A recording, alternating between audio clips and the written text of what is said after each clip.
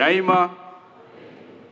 Kama ambavyo nishatambulishwa awali, kwa majina naitwa Fire Constable Elifazi Mabamba, ni mzimamoto kutoka Jeshi la Zimamoto na Uokoaji mkoa wa Tabora. Sasa najua kiukweli unapokuwa unataka kujenga nyumba lazima kuna vitu vizingatie, na miongoni mwa hivyo vitu ni pamoja na usalama wa nyumba yako. Tunapokuwa tunaweka hata yale mageti kwenye nyumba zetu, tuhakikishe pia tunaweka hata na usalama, kwa sababu majanga yapo. Inaweza likatokea janga la moto, linaweza jengo likaanguka, chochote kinaweza ikatokea. Sasa sisi kama jamii na sisi kama watu ambao tunaishi kwenye hayo majengo, inabidi tuchukue tahadhari za aina mbalimbali kiukweli, na tunashauri hata pia unapokuwa unajenga nyumba, hakikisha kwamba unachukua tahadhari hata linapokuwa limetokea janga la moto, kiasi kwamba halileti athari kubwa kwa watu wanaoishi kwenye lile jengo au kufanyia biashara kwenye lile jengo. Cha kwanza kabisa nipende kuwapongeza kwa sababu katika ujenzi umejitahidi, kwa sababu tunashauri kwamba unapokuwa unajenga nyumba na hii pia ni nyumba, japo tofauti wake ni kwamba zile ni nyumba za kuishi, hapa ni nyumba ya ibada. Na katika ujenzi wa nyumba ya ibada umejitahidi kwa sababu mmejenga kwa kutumia malighafi ambayo tunasema kwamba sio rahisi kushika moto. Hata pale pindi ambapo moto umetokea, umetumia kenchi za chuma, mmetumia pia mawe kujenga hii nyumba ya ibada. Kwa hiyo ni jambo la kujivunia kiasi kwamba ni miongoni mwa tahadhari ambazo sisi kama Jeshi la Zimamoto na Uokoaji tunazitoa. Sasa aliyetoka hapa alizungumzia pia kuhusu ukaguzi. Jamani, hii elimu tunayoitoa hapa sio kwamba ishie hapa. Tunachukua hii elimu kuhakikisha kwamba tunalinda kwanza nyumba ya ibada iwe salama. Nyumba ya ibada ikishakuwa salama, tunahakikisha kwamba hata huko sehemu ambako tunaishi, hapa nimeona pia kuna wanafunzi wanaishi mabwenini, lakini pia kuna sisi watu wengine ambao ni wazazi pamoja na walezi, tumekuja hapa kwa ajili ya kuhudhuria ibada. Sasa tuhakikisha hata pia huko tutakotokea majumbani kwetu tunakuwa salama kwa kuzingatia taratibu zote, kiasi kwamba hata linapokuwa limetokea janga la moto wote tunakuwa salama, sisi pamoja na mali zetu. Sasa huu moto ni mzuri jamani. Huu moto ni mzuri sana tunapokuwa tunatumia. Nadhani hapa kila siku haiwezi kupita siku hujatumia kitu ambacho moto umehusika.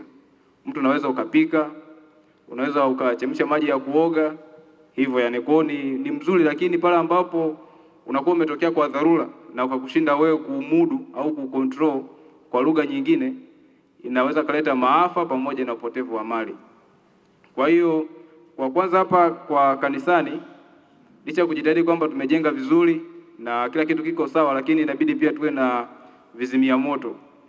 Kwa humu ndani nikiangalia, kwa sababu vile vizimia moto sio kwamba vinawekwa tu, ila tunaweka vizimia moto kwa kuangalia aina ya material ambayo inapatikana sehemu husika. Si ndio Jamani, kikweli sisi ni matajiri. Yaani wote Bwana Mungu ametujalia utajiri, si ndio hivyo ndio maana hata sisi wenyewe tumeweza kujenga hili kanisa kwa kutumia gharama kubwa. Sasa utajisikiaje umejenga hili kanisa labda kwa kutumia labda hata bilioni 5 au bilioni 10, lakini ukatokea moto ukaja ukateketeza kanisa lote hili? Kwa sababu tunajua kwamba huko kuna vitu ambavyo vinaweza vikaungua. Tuna vyanzo vya umeme humu ndani ambavyo kuna umeme, lakini pia kuna muda mtu anaweza tu akatokea kafanyeje, akaamua labda kuteketeza kanisa. Umeme na shoti zinatokea, kanisa limeungua. Yaani umejenga kwa bilioni 5, lakini kununua kile kizimia moto kimoja ambacho bei yake inaweza kuanzia 60,000, 50,000 mpaka 100,000 huko, unashindwa. Kwa kushindwa kutoa hiyo 100,000 utajikuta umepoteza shilingi ngapi? Bilioni 5. Kwa hiyo jamani, tuhakikishe kwamba humu kanisani tunakuwepo na vizimia moto. Pale ambapo unakuta kwamba janga la moto limetokea, iwe rahisi kufanyaje kulidhibiti hilo janga. Mapendo daima. Mbona mnasinzia jamani? Au ndio somo linaingia vizuri? Sasa tuje tuzungumzie kuhusu moto. Haya tu yalikuwa ni maelezo ya awali. Tunapokuwa tunazungumzia moto, una vyanzo mbalimbali, yani kuna sababu mbalimbali ambazo zinapelekea moto ufanyeje, moto utokee. Miongoni mwa hivi vyanzo, sizungumzie tu hapa kanisani, hata pia huko tunakotokea nyumbani kwetu huko, kuna hizi trafu za umeme. Na hizi trafu za umeme zinatokana na kununua vifaa duni au pia na kufanya wiring ambayo haina ubora, lakini pia muda mwingine hata mafundi tunao watumia kufanya hizi wiring jamani, na wenyewe pia wanafanyaje, wanasababisha hitilafu za umeme zitokee, mwisho wa siku moto unatokea. Sambamba na hilo, lakini pia kuna hata sisi wenyewe makosa binafsi. Kwa utafiti uliofanyika kwa mujibu wa shirika linaloitwa NFPA, ili shirika moja la Marekani ambalo linahusiana na moto, linasema kwamba 80% ya moto ambao unatokana na uzembe wa binadamu. Yaani ni sababu kuu ni binadamu mwenyewe, mimi na wewe hapo. Sasa labda kwa mfano nitolee mfano mdogo, unakuta mtu pale nyumbani amenunua ile extension na matundu 4. Kwenye ile extension unakuta mtu ameweka TV, kaweka friji, kaweka pasi, muda mwingine kakata radio, si ndio hivyo? Ile extension uwezo wake kuchukua umeme huko limited jamani, si ndio hivyo? Labda tuseme kwamba unapokuwa umeweka vifaa vingi na vyenye voltage kubwa kuliko ile cable mwisho wa siku itazidiwa uwezo, mwisho wa siku itafanyeje? Itaruhusu umeme upite mwingi na kwenda kufanyaje? Kuteketeza vitu ambavyo umeweka kwenye nini? Kwenye ule umeme. Kwa tahadhari, unapokuwa unaona hitilafu za umeme zimetokea pale nyumbani, aidha ni shoti za umeme au ni kuna upungufu wa kifaa cha umeme. Labda hapa nizungumzie pale kwa wale ambao wanaishi kwenye nyumbani pale. Unakuta labda pale nyumbani kuna socket moja tu ipo, kwenye ile socket unakuta mtu amechomeka madude kibao. Mwisho wa siku ile socket inaishiwa nguvu, inaruhusu umeme ufanyeje? Upite kwa kasi ajabu, mwisho wa siku unafanyaje? Unapelekea kutokea kwa moto. Sambamba na hilo, tuna watoto kule nyumbani. Kuna vile vifaa ambavyo tunasema kwamba vinaweza vikawa ni chanzo cha moto, viberiti. Mtu namruhusu mtoto mdogo aenda kawasha labda jiko la gesi, jiko la mkaa. Hata mle ndani unakuta kwamba mtu labda kuna wale wanaopikia ndani, si ndio hivyo? Mtu anachukua jiko la mkaa anaweka pale ndani anapika. Kuna zile cheche ndogo ndogo ambazo muda huo moto unapokuwa unawaka zinatokea pale. Inaweza ikaruka ile cheche, mwisho wa siku ikafanyaje? Ikateketeza nyumba yote. Kwa hiyo hayo kiukweli jamani, ni masuala ya kuwa makini kuhakikisha kwamba sisi tunafanyaje? Tunakuwa salama. Lakini pia sasa hivi kutokana na kuna maendeleo ya teknolojia, watu tunatumia gesi kupika. Sasa hapa kwenye gesi pia hapa imekuwa ni changamoto kubwa, kwa sababu watu tumekuwa tukitumia ndivyo sivyo, kuanzia kwenye taratibu za usafirishaji, kuwasha, pamoja hata muda mwingine unapokuwa umemaliza kupika pale ufanye nini. Sasa hapo tutaangalia, kuna wale watu hapa, nazungumzia wale wenye mitungi midogo ile ya gesi. Mtu akitaka kupika anachukua kiberiti, anatafuta gesi ilipo, si ndio hivyo? Baada ya kuanza kufungua ile gesi au baada ya kuanza kuwasha kile kiberiti, yani kitaratibu inabidi uanze kufanyaje? Kuwasha kiberiti ndio ufungue gesi. Lakini sisi hatufanyi hivyo. Mtu anataka kupika, anafungua kwanza gesi, ndio anatafuta kiberiti kiko wapi, ndio anafanyaje? Ndio anawasha. Hiyo ni hatari kubwa. Kwa sababu gani? Unapokuwa umefungulia ile gesi inatoka, inasambaa, kwa sababu ile iko kwenye mfumo wa hewa. Inapokuwa inasambaa mle ndani, wewe umetafuta kiberiti, imepita sekunde 30, imepita dakika moja ya kupata kile kiberiti, mwisho wa siku unakuja kuwasha kile kiberiti, kumbe gesi ishafanyaje? Ishasambaa ndani. Kinachotokea ni nini? Ni mlipuko. Kwa hiyo tahadhari zaidi, unapokuwa unataka kuwasha ile gesi ndogo, anza kwanza kuwasha kiberiti, unakisogeza pale kwenye bana, ndio unafanyaje? Ndio unafungulia ile gesi. Kwa kufanya hivyo, madhara yake yatakuwa ni madogo zaidi kulinganisha kwamba unapokuwa unafungulia kwanza gesi ndio utafute kiberiti, si ndio?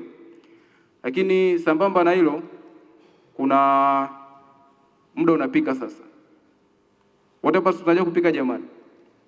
Mapendo daima au wote mnakula vya migawani? Tunakula migawani tujuane. Tunaopika tunaopika tupo wengi. Sasa pia hapa kuna mtu ulikuwa unapika, labda ghafla ile gesi kafanyeje? Gesi kaisha. Mtu unasema bwana, hiki chakula changu kitaharibika. Cha kufanya pale, mtu unaagiza labda gesi na kuja pale nyumbani faster. Ikishafika muda ule unatoa huko, labda ni ulikuwa unapika wali au unapika ugali, unahamishia kwenye mtungi ambao umefika muda huu. Lakini kitaratibu haiko hivyo. Tunashauri kwamba unapokuwa unapika labda gesi kakata, au unapokuwa umesafirisha ule mtungi wako kutoka dukani umeuleta pale nyumbani, tunashauri ukae kuanzia nusu saa mpaka dakika ngapi? Dakika 45, si ndio? Lengo ni kuhakikisha kwamba, kwa mfano hapa nichukue tu mfano mzuri. Ukichukua ile soda ya Pepsi au Coca-Cola ukaitikisa, afu kaifungua pale, nini kinatokea? Ni ile gesi inamwagika, si ndio hivyo? Mwisho wa siku hata ile soda kama ilikuwepo nyingi kwenye ile chupa, utakuta imebaki kidogo kwa sababu nyingi itamwagika. Sasa unapokuwa umeusafirisha huu mtungi, hata uko njiani unapokuwa unasafirisha unakuja pale nyumbani unakuta unajitikisa tikisa. Ukijitikisa hivyo unatengeneza pressure kubwa ndani ya ule mtungi, si ndio? Kwa unapokuwa unafika nyumbani unafungua pale pale, mwisho wa siku kinachotokea ni nini?